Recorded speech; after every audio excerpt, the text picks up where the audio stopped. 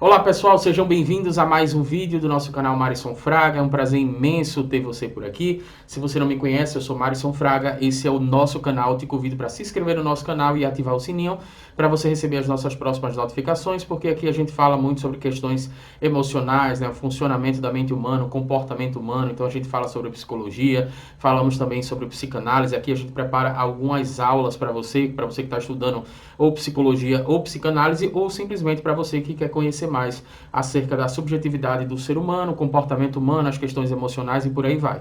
Então se inscreve no nosso canal e ativa o sininho. Hoje nós vamos analisar o filme, né? Trazer aqui algumas reflexões e algumas análises acerca do filme Laranja Mecânica, como você já viu aí no título. Esse filme daí é muito conhecido, né? Para quem estuda, por exemplo, psicologia, para quem está estudando ali a psicologia comportamental, né? O behaviorismo. Então a gente vai trazer algumas reflexões e análises acerca desse filme, tá? Que é muito conhecido.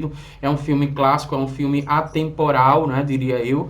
Então é um filme que traz algumas questões super interessantes para a gente discutir aí, tá? E eu espero a tua participação aqui nos comentários aqui abaixo, para que a gente possa interagir, eu possa entender algumas reflexões que você teve e porventura eu não tenha comentado aqui. Então vamos fazer um resumo agora acerca da história do filme, né, do enredo do filme. Eu queria já te falar basicamente o seguinte: esse filme ele é inspirado num livro, né, que também é um clássico, mas para não acontecer o que aconteceu quando a gente fez a análise de Garota Exemplar, que tem aqui no canal, você pode acompanhar, porque lá houve uma discussão no seguinte sentido, né? Olha só, essa avaliação que você fez acerca do narcisismo da Amy, na verdade, no livro reflete que é o narcisismo dos pais dela e que ela está tentando corresponder a essa expectativa. Então, para não haver essa discussão, o final, por exemplo, de Laranja Mecânica é diferente do final do livro, né? Então, eu quero deixar bem claro que nós vamos fazer as nossas reflexões e as nossas análises acerca do enredo do filme, tá? Então o filme fala sobre o Alex, que o Alex é um jovem, digamos assim, completamente amoral, né? É um jovem que age por instinto, é um jovem que causa muito prejuízo para o Estado, para o governo, é um jovem que comete determinadas atrocidades, ele é envolvido com um crime, né? Tipo, meio que ali um rebelde. Ele é líder de uma gangue, né? E eles saem por aí durante a noite justamente para cometer alguns crimes, né? Eles acabam tendo atitudes aí completamente fora do que é considerado moralmente aceito, tá? Vamos definir dessa forma. Então eles cometem violência, né? Contra idosos, contra bêbados, né? Estupros, invasão de domicílio, eles cometem diversos crimes. E num desses determinados crimes que eles estão cometendo, a gangue foge e ele acaba sendo preso sozinho, tá? Então ele vai para a prisão. Lá na prisão, ele querendo sair, obviamente, né? Querendo ser livre, querendo a liberdade novamente, ele acaba se colocando num determinado momento à disposição de passar por uma espécie de tratamento, e esse tratamento prometia que a pessoa que era má para a sociedade acabava se tornando boa. E o tratamento, basicamente, era um tratamento extremamente agressivo, né? Um tratamento que ele tinha que ficar com olhos abertos. Se você assistir o filme, você vai entender o que eu estou falando. Não vou dar muitos detalhes aqui, tá? Porque quem não assistiu o filme, eu quero que assista. Eu gostaria de convidar você a assistir esse filme, porque é um clássico e atemporal, como eu já falei. Então, ele é submetido a tratamentos com algumas torturas, né? Injetam drogas nele, que essas drogas causam náusea, causam ânsia de vômito, e ele é obrigado a assistir algumas cenas de violência. Então, no momento em que ele está assistindo a cena de violência, ele está passando mal, né? Ele está sendo torturado ali, ele está sentindo vontade de vomitar e começa a ficar condicionado na cabeça dele que sempre que ele vê uma cena de violência, ele sente a vontade de vomitar. Então, depois de algumas sessões, eles fazem até um teste lá com alguns telespectadores, né? Pessoas importantes ali, e eles submetem o Alex a determinadas situações que antes do teste ele seria vulnerável a responder, na verdade, aquelas situações de uma forma que não são moralmente aceitas.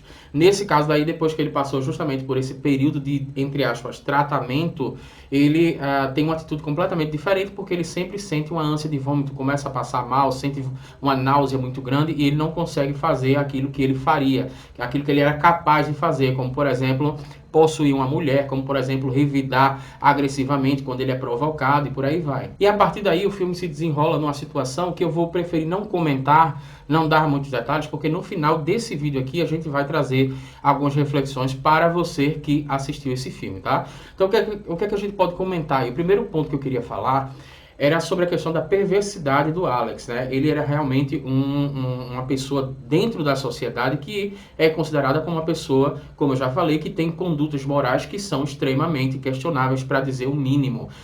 Não são moralmente aceitas, né? São crimes que ele comete com muita frequência e com muita facilidade.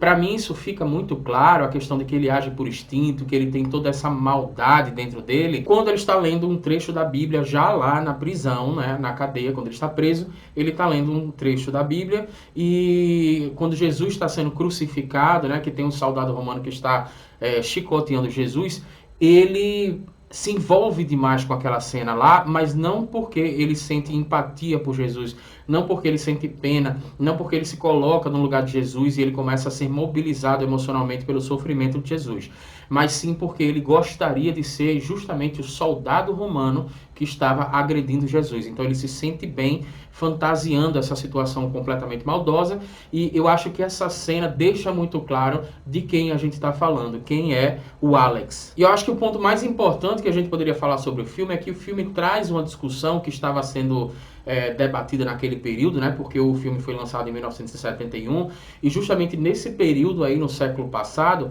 o que acontece é os experimentos, na verdade, ligados ao behaviorismo, né? Que é uma escola, digamos assim, da psicologia.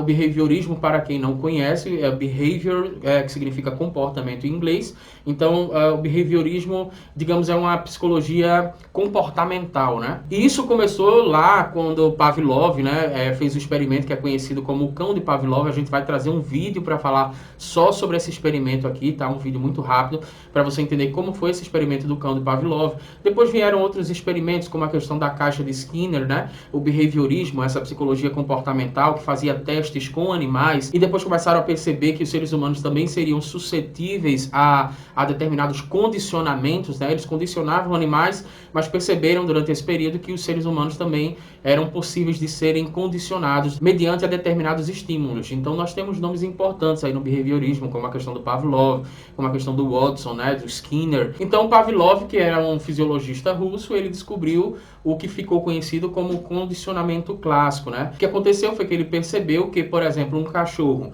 se ele visse uma comida que ele gostasse, né? Ele vê uma comida e ele começa a salivar, e nesse momento ele escuta o som de uma campainha tocando. Se ele for submetido a essa combinação de estímulos, em determinado momento ele não vai precisar nem ver a comida. Se ele escutar a campainha tocando, ele já começa a salivar, ou seja, ele já tem uma resposta, né, um reflexo. E esse experimento ficou conhecido como condicionamento clássico. A partir daí vieram outras ramificações dentro do behaviorismo. E entendendo toda essa questão, todo esse contexto, começa a surgir uma discussão na sociedade, que eu acho que esse filme traz muito bem essa discussão, né? Que é válido a gente discutir sobre isso. Por exemplo, a partir do momento que o Alex ele passa pelo experimento, né, e se torna, entre aspas, uma pessoa boa, até que ponto essa pessoa ela tem liberdade, na verdade. Eu acho que o ponto-chave está justamente isso aqui. A liberdade, até que ponto essa pessoa tem a liberdade de escolher apresentar, né, reproduzir condutas que são moralmente aceitas ou não, né? Porque ele passa a não ter muito essa questão da liberdade, pelo menos essa foi a percepção que eu tive. E aí eu quero convidar você para a discussão, deixar nos comentários aí abaixo, volto a dizer, principalmente se você teve uma percepção que eu não apresentei aqui, tá? Então o Alex, ele acaba perdendo completamente a liberdade que ele tem e que todo cidadão precisa ter, inclusive liberdade em alguns momentos para desempenhar o papel que não é moralmente aceito. Mas até que ponto a gente tem o direito de privar a liberdade do ser humano, seja ele quem for, e submeter esse ser humano a determinados experimentos da escola da psicologia comportamental, do behaviorismo, em prol de um bem maior social, sem necessariamente considerar a subjetividade daquele indivíduo. Então essas discussões, elas são extremamente atemporais, né? Porque no caso do filme, por exemplo, existe um interesse por parte do governo em tornar as pessoas que estão na cadeia, na prisão, tornar essas pessoas ditas como más em pessoas boas, né, em que elas ficariam reinseridas na sociedade e sem causar problemas e, consequentemente, sem causar danos e custos financeiros ao Estado. Então, já faço uma outra pergunta aqui. Até que ponto, na verdade, o Estado, naquele momento do filme, e as pessoas que estavam ali envolvidas, né, nesse experimento, elas são as pessoas boas, né? Como é que elas podem definir o que é bom, né? Até que ponto essas pessoas não causaram danos maiores para aquele ser humano que foi reinserido na sociedade e que ficou uma pessoa completamente vulnerável. Então, tem muito essa discussão, quem é que é o bom da história? Será que todo mundo é bom? Será que todo mundo é ruim, né? Na sua opinião, alguma dessas partes é realmente boa? Então, isso é outra pergunta que a gente não pode passar, por exemplo, por estudos psicanalíticos ou por estudos psicológicos, né?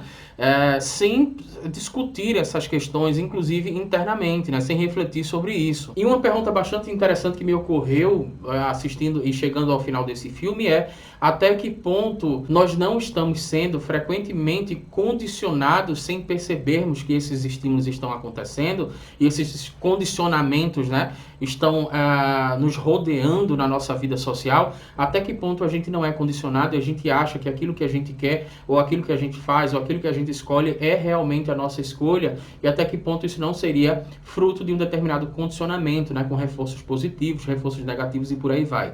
Então fica muito essa discussão, acho que é uma discussão psicológica / filosófica nesse âmbito daí. Então deixa nos comentários aí abaixo que eu quero escutar também a tua opinião. Não se esqueça de se inscrever no nosso canal, ativar o sininho, porque nós vamos soltar aqui alguns vídeos que eu tenho certeza que é do seu interesse, inclusive, como eu falei, a questão de vídeos curtos, explicando o experimento da caixa de Skinner, explicando o cão do Pavlov, e você vai entender, se você quiser entender mais sobre a questão do behaviorismo, você vai entender muito mais sobre isso com vídeos que ainda nós vamos soltar aqui no canal, que já estão na pauta, esperando só o dia da gravação, tá? Então, um forte abraço e até o próximo vídeo.